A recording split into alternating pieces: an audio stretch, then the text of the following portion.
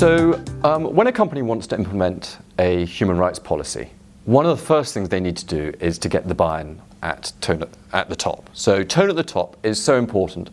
If the C-suite aren't brought into this, then actually forget it, because people will feel it's a nice to have and it's not part of their core strategy, where actually respect for human rights should become part of the wider business strategy. This is not a sideshow to it. This is actually part and parcel of delivery of the wider strategy, because it requires engagement with stakeholders, and that's all stakeholders. That's investors, that's your customers, that's your workers, the communities in which you operate in, and governments in many cases as well.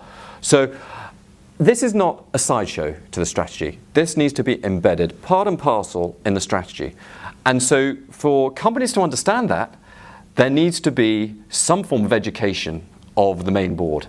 And so the first thing that needs to happen is for a company like Mazars to meet with the main board and to actually take them through a module of what human rights means to them. Try and make them understand, well, what are the potential risks to the company from a severe negative impact?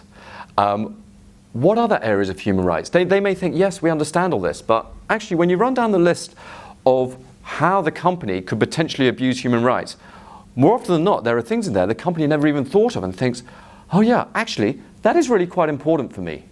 And that is the whole point of the UNGP reporting framework that we've prepared, in that we want companies to start looking at what are the risks, the salient risks to the individual, not the company. Because if one looks at the risks to the individual, in most cases, 99% of cases, that will be a risk to the company.